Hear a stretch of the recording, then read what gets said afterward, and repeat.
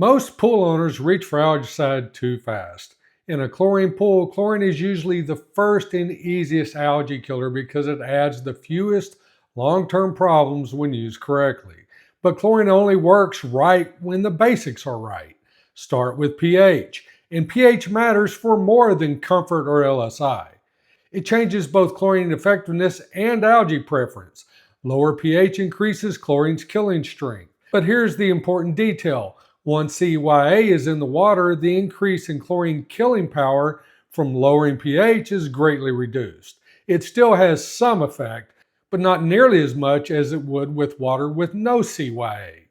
That means you cannot just lower pH and ignore the chlorine to CYA relationship. Rudy Stankiewicz has talked about growing algae in controlled tests, and one of the interesting takeaways is that black algae, which is really cyanobacteria, struggles to grow in lower pH environments. The same appears to apply to mustard algae, and this is in normal pH ranges that we use in swimming pools. Green algae is different. Green algae can favor the lower pH side more than black or mustard algae. So pH is not just a number on a test, it changes the battlefield. Then check CYA. A pool can have chlorine and still be weak against algae if the CYA is too high for the free chlorine level. That is why I keep saying match chlorine to CYA, then brush the pool, improve circulation, clean the filter, and treat hidden reservoirs like light niches around ladders, inside of cleaners, toys, steps, and covers. Now look at algaecides. Polyquat is one of the cleaner support tools. It's non-metallic, usually non-foaming, and has a lower staining risk. Good for prevention, winterizing, and support after cleanup.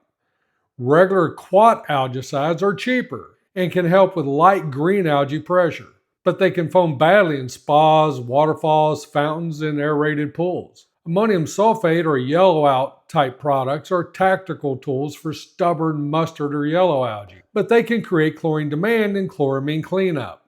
Sodium bromide can work fast in some stubborn algae cases, but it can leave bromide behind and create long-term chemistry baggage. Copper and silver algaecides can control algae, but metals can stain plaster, vinyl, fiberglass, fittings, and even hair. And once metals are in the water, you may be managing them for a while. So before adding another bottle, ask what problem you're actually solving. Is it pH? Is it CYA? Is it low effective chlorine? Is it poor brushing, bad circulation, dirty filtration, hidden algae behind lights, ladders, toys, cleaners, or on covers?